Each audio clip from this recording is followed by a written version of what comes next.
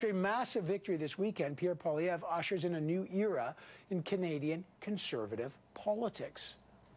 I want every single Canadian to have the opportunity that I had, to come from modest beginnings, but to work hard every day, to make sacrifices, to be responsible, and to have all of those virtues pay off as they realize their dreams in their country, a country with a small government and big citizens, where the state is servant and the people are the masters.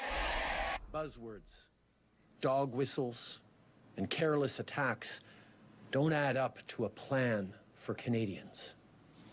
Attacking the institutions that make our society fair, safe, and free is not responsible leadership.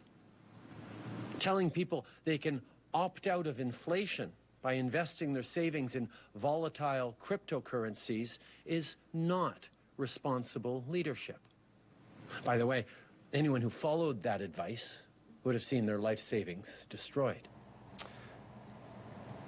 Okay, so you got punch, counter-punch there. Welcome to the future of politics here. After his first ballot Saturday night blowout, taking more than 68% of the vote, the points, Pierre Poilievre is the undisputed leader of the Conservative Party. Leadership rival, former Quebec Premier Jean Charest, crawled into a whimpering second with only 16%. Social Conservative Leslyn Lewis got 9%. Former Ontario MPP Roman Baber, fourth, 5%. And then the MP and the former mayor, Scott Aitchison, finished last at 1%. So Mr. Poilievre owns the party now. He's got what I call the 4 M's that he believes will lead him to victory. 1, you need a mandate to lead from your members. He's got that in spades. Money. You need money to campaign. The Conservative coffers are overflowing. They've recruited over 678,000 new members. That's a record. You need a message, and he's drilling down on that. You saw it today, affordability and the economy. Finally, you need a mission, and he's got one today, obviously, to beat Justin Trudeau. So after 6 leaders in 7 years, is Pierre Poilievre the Conservatives' answer to Justin Trudeau, who has won the last 3 elections? And what can we expect to see?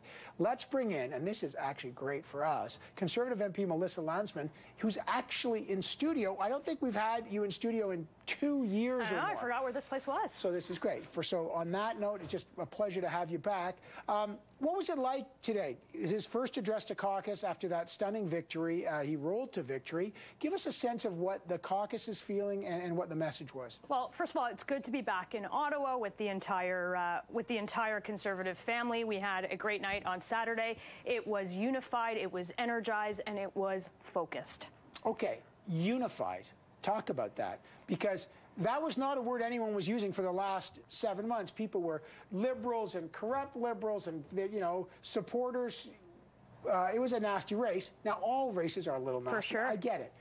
Is it united now? What happened to those people who were essentially, you know, like the Ed Fasts, who were basically dumped from their critics' role? And look, you heard a little bit of that on Saturday night, where the leader was gracious about those who ran, those who brought their ideas for the party. The party is never worse off for more people running. And family fights are hard. And at the end of the day, like every other leadership, we have gotten together and we have put forward a conservative message for Conservatives and Canadians in this country. Okay, let's go. The numbers are fascinating. On the plus side, Mr. Poilievre delivered massively in Quebec, which everyone thought, oh, he can't win in Quebec. I think 6 out of the 8 ridings went to him in Quebec, or he only lost 6. He only lost 6 ridings. He only ridings. lost 6 in Quebec, that's right. Out of the 8 he lost. That is stunning. So on the plus side, he got wide-ranging support. Out of the 8 he lost, so it does sound like I'm nitpicking because he only lost 8, but he did lose Ottawa Centre. And you know that's right around here where that was sort of the heart of the trucker convoy. Is that a concerning message when we've had Nanos polls that Canadians don't seem to support the idea of supporting the trucker convoy? Look, I would look at the 330 that he won, and it is undisputable that that a huge mandate. Conservatives are united behind him. I had friends on the other side. Everybody's had friends on the other side who have worked for other campaigns. And Saturday night was there was some good outreach. There was some hugs going around, and we've got a message to Canadians, and that's exactly what you're going to see. Okay, so what's that? So I really believe, and you tell me, because I'm intrigued by this, part of the message is on affordability and inflation. There is no doubt this has been something Mr. Poilievre has owned. It's resonated as inflation's gone to 30-year high. So on that side, that's what the conservative brand of economic issues is a no-brainer. I get it. It used to be the party of law and order. And seeing a whole bunch of MPs, including the interim leader and Mr. Poilievre, out there with a bunch of people who are parking their trucks illegally on Parliament Hill doesn't seem to jibe with the law and order brand. Is it still the party of law and order, or is it the party of do what you want if you don't like the government? You're going to see a concerted message, a concerted conservative message, both on the fiscal situation and Canadians who are, a growing number of Canadians who are falling further behind. And you're also going to see the party of law and order. Violent crime has gone up under this government all over cities, and Canadians know that. But is it a bouquet of law and order? It's law and order. We don't like certain protests. If you protest and you're with us, break the law all you want. What we are never going to see is we are never going to see a leader of the Conservative Party call those who disagree with him racists and misogynists. We are never going to other an entire group of people who have made a different choice. Okay, and I get the accusations towards Mr. Trudeau, and I want to get to his attempt to hit back. But let's just drill down on this, because I think it's important, because of the polling, and now he's got to appeal to a broader range of Canadians. Does he start to drop, the trafficking and things like the World Economic Forum conspiracy stuff?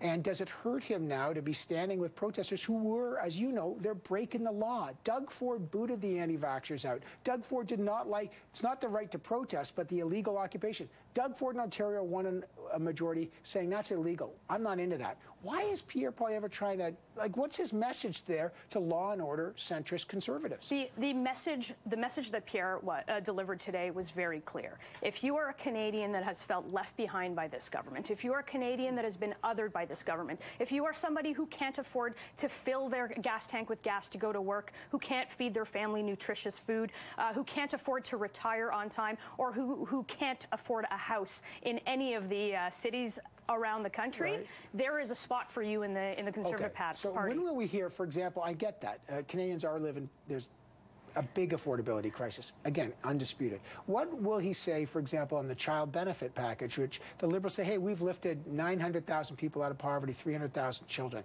This has been a big success. Is he going to keep that? Is he going to keep the child care policies? Are we going to find out about that stuff soon? We are going to find out about that. There's a process in our party where policy goes through a number of different iterations.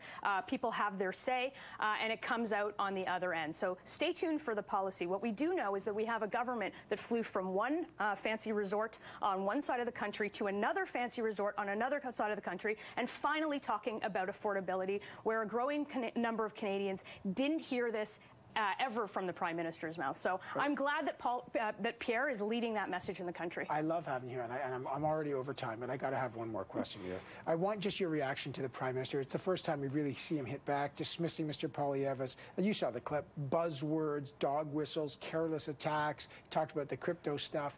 What's the response? That's the playbook they've got. What's the response? It's the obvious playbook, because they have nothing left. Canadians are going to get a message. The Canadians are going to get a message that they've got a party that is going to take care of their exact basic needs right now. They're going to have a government that works. They're going to have a place where you can get a passport, where you can travel through an airport, where you can get immigration on the phone. But does he dump the crypto? He's going to get creamed on this crypto stuff. Is Mr. Poilievre going to dump the crypto stuff? Stay tuned for a policy that comes out of the party. Okay, interesting. All right, well, look, it's day one, so, you can't hold people accountable after the first day. You got to see what the substance is. Great to have you back in the studio, Melissa Lantsman. That's great, and we'll find out when the shadow cabinet is named. My money is on Melissa Lantsman being part of that again.